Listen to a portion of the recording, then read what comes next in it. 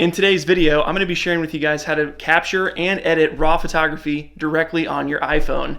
This is a video that a lot of people have been requesting, so I'm very excited to share some of my tips and tricks with you guys on how to capture, edit, and post directly from your phone without having to intermix with a camera, a computer, or other types of gear. If you're unfamiliar with what RAW is, it is actually capturing information that is the largest file size for a photo or a video. And the benefit to you as somebody who's taking these photos or videos is you have more ability to color correct and kind of stylize things to your liking. So by shooting or capturing things in RAW, this gives you the ability to use it not only for social media, but for promoting your business or marketing materials or whatever you're going to be using your photos or videos for. So if you're not shooting in RAW, make sure to do that. And we're going to get into how you can do it on your phone right now.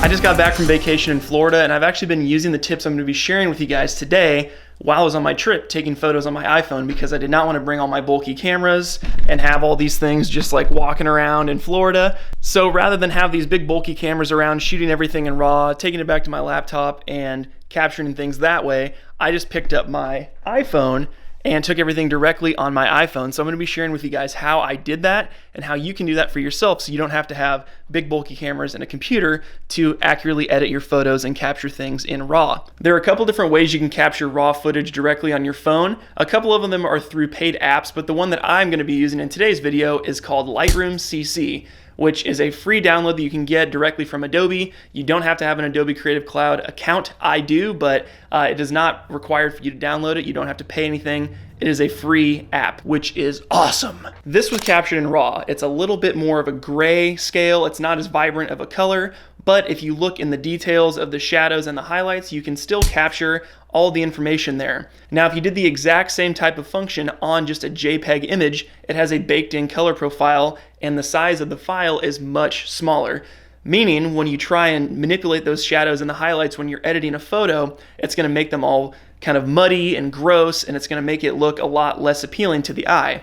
So by shooting in RAW, you're actually going to be able to retain all the information with a larger file size, so you can go into those little details in the file and make those colors the way that you want them to look when you're done with it.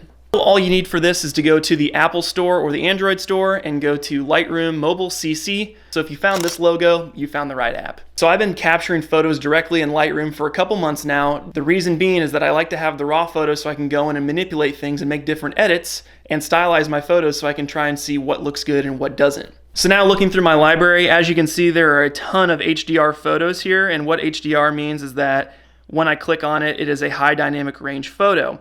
And as you can see, here's an edited one of my fiance Paige that I took on my Lightroom app on my phone.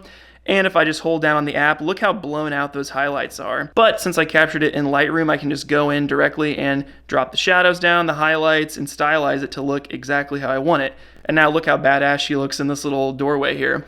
So once you open the app, go down to the right-hand side on the bottom and hit the little camera icon. And then it's just gonna open up your camera. So you go to the very top of the app and you'll see I have DNG, if I can say it, DNG, and you can switch the file format from DNG to JPEG. The benefit of a JPEG is that it is a smaller file size and doesn't take up as much information on your computer or your phone. So we're gonna slide it over to DNG and select it that way. So capture a photo that you're looking to take and then wait a couple minutes until it buffers into the library. And then you'll see it pop up directly in the All Photos area, and that's when you can go in and edit it. I highly recommend that you go into the Lightroom app and start taking most of your photos in there in HDR format. You can also use other apps, like I said, like Manual or Procam or some of these other ones, but they do cost money. So definitely try to use Lightroom as much as you can because it's a free tool that you can use and upload photos back and forth. The other benefit to using Lightroom is since I do edit a lot on my computer, it does upload it to the cloud, and then I can go into the app on my computer and directly edit them on my computer when I have time at my desks. So once you add a preset and edit the photo the way that you like, make sure to crop it 4:5 for Instagram, download to your camera roll, and then upload directly to Instagram from your phone. It's that simple. So hopefully this video helps you get better quality photos directly on your iPhone. If it did, make sure to give this video a huge thumbs up. Like we said, we're gonna try and break 50 likes on this video. And if you have any questions about how to get the app on your phone, or if you're having troubles with it, make sure to drop me a comment in the comment section below, and I will make sure to get back to you with some answers or try and remedy some of the problems that you're having. So another special announcement is that last week we actually hit 500 subscribers on the channel, which is awesome. That was the goal for 2019, was to hit 500 subscribers, and we've already hit it in early April. So it is a huge thanks to everybody that's been watching the channel. I really, really appreciate it. I'm making these videos for you guys, and I want to make sure that you guys are on the better track to take better photos, make better videos, and become better creatives in general. So thank you, thank you, thank you, thank you. I can't say it enough.